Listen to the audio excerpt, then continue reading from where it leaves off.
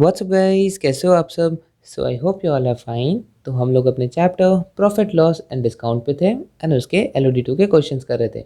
So till now हम 30 तक already कर चुके हैं। अब हम करने जा रहे हैं from question number 31। So let's read.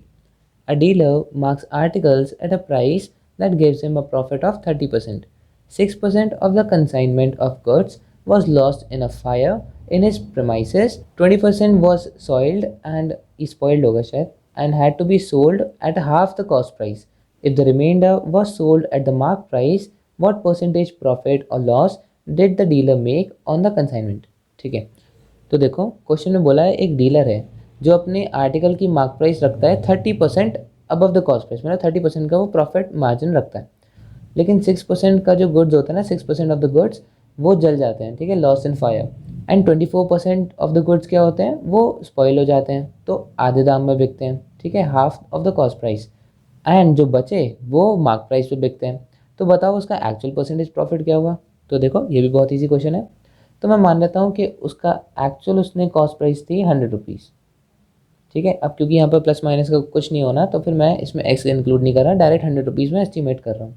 अब यहाँ पे बोला है कि वो मार्क करता है आर्टिकल के prices that gives him a profit of 30%। तो जहाँ पर उसे प्रॉफिट 30% का होगा उतने पे वो मार्क प्राइस रखेगा। तो 30% कितना होता है, 30% ऑफ 100 इज 30 रुपीज़, करेक्ट। तो उसे 100 रुपये पे 30 रुपीज़ का अगर प्रॉफिट चाहिए तो वो मार्क प्राइस कितनी रखेगा, 130 रुपीज़, करेक्ट।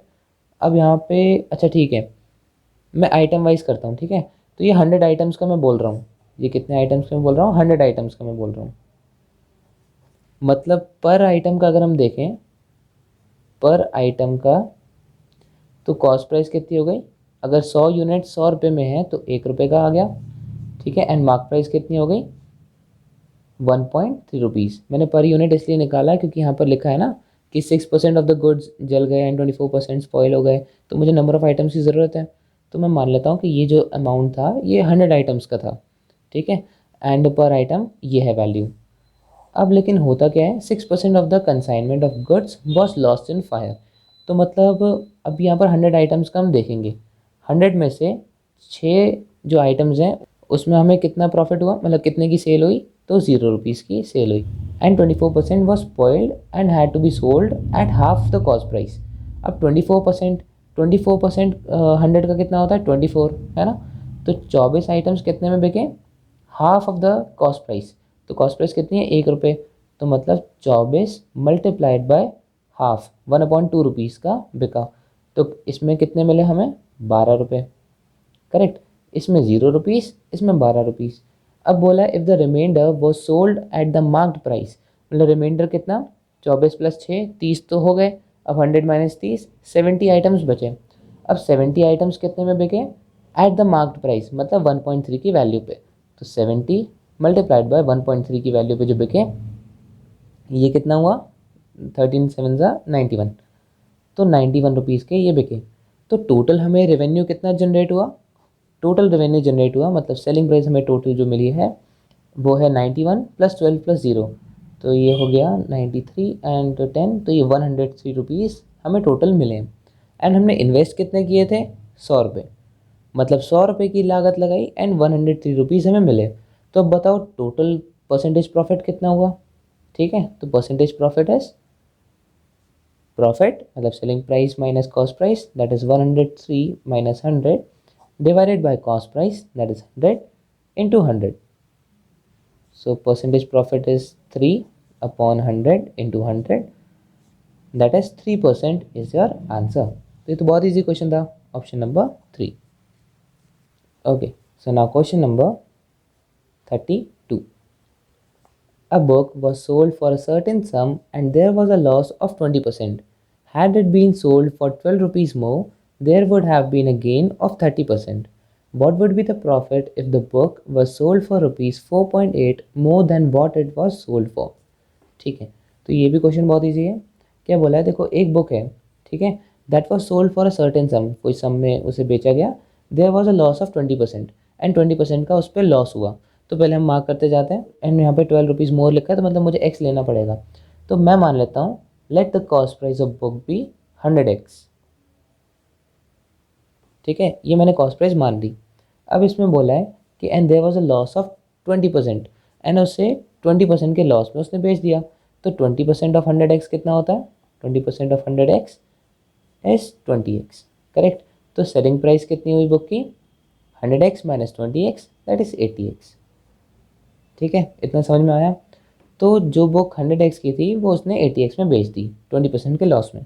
अब वो बोल रहा है had it been sold for 12 rupees more, अगर वो इसे 12 रुपये ज़्यादा में बेचता, तो मतलब अगर इसकी सेलिंग प्राइस कितनी होती? 80x से 12 रुपये ज़्यादा होती, 12 ज़्यादा होती, there would have been a gain of 30%, तो 30% का गेन होता। तो देखो सेलिंग प्राइस 80x प्लस 12 हो गई, कॉस्ट प्राइस तो सेम रही ना, वो तो चेंज नहीं हुई, कॉस्ट प्राइस 100x। तो प्रॉफिट यहाँ पर कितना हुआ? प्रॉफिट कैसे कैलकुलेट करते हैं? Selling price minus cost price. तो 80x प्लस 12 माइनस 100x, सो ये कितना आ जाएगा? 12 माइनस 20x। तो हमारा प्रॉफिट आया 12 माइनस 20x का। एंड यहाँ पे बोला है there would have been a gain of 30%, 30% का गेन होता। तो इस सिचुएशन में परसेंटेज प्रॉफिट कितना हुआ? Profit upon cost price that is 100x into 100। तो ये 100 से 100 कैंसिल एंड परसेंटेज प्रॉफिट आ गया 12 माइनस 20x अपॉन x। ठीक है, अब यहाँ पे देखो क्वेश्चन के अकॉर्डिंग परसेंटेज प्रॉफिट आएगा 30% एंड हमारे अकॉर्डिंग कितना आया? 12 माइनस 20x अपॉन x। तो इसे इक्वेट कर लेते हैं। तो 12 minus 20x upon x is equal to 30%। 30% किसका? हमेशा कॉस्ट प्राइस पे निकलता है, तो 30% of 100x। So that's it. ये कितना आ जाएगा? 12 minus 20x is equal to 30x, x उधर ट्रांसफ़र हो गया। तो 12 कितना आ गया? 50x के बराबर, एंड x की वैल्यू आ गई हमारी 12 अपॉन 50। ठीक है, इतना समझ में आ गया? अब यहाँ पे बोला है what would be the profit if the book were sold for rupees 4.8 मोर। तो हमें प्रॉफिट निकालना है अगर बुक सोल्ड होती है 4.8 मोर से। तो यहाँ पे हम पहले कॉस्ट प्राइस निकाल लेते हैं क्योंकि हमें x की वैल्यू पता है चल गई है। तो कॉस्ट प्राइस कितना हो गया? कॉस्ट प्राइस हो गया 100 इंटू एक्स, एक्स मतलब 12 upon 50। So 50 times 2 and 12 two ज़ार 24। तो 24 का हमारा कॉस्ट प्राइस हो गया। एंड यहाँ पे हमें निकालना क्या है? What would be the profit. Profit हमें निकालना है if the book was sold for 4.8 मोर। तो सेलिंग प्राइस कितनी होगी? 4.8 ज़्यादा। अच्छा, किससे ज़्यादा? ये वाली सेलिंग प्राइस से या ये वाली सेलिंग प्राइस से? ऑब्वियसली ये वाली सेलिंग प्राइस से, बिकॉज इतने में वो बिका था। ये तो एक बस हाइपोथेटिकल सिचुएशन बता दी थी कि अगर ऐसा होता तो ऐसा होता, है ना। लेकिन एक्चुअल सेलिंग प्राइस तो यही थी ना। तो 80x से अगर 4.8 रुपीज़ ज़्यादा लगते तो हमें प्रॉफिट निकालना है। तो 80x कितना हो गया?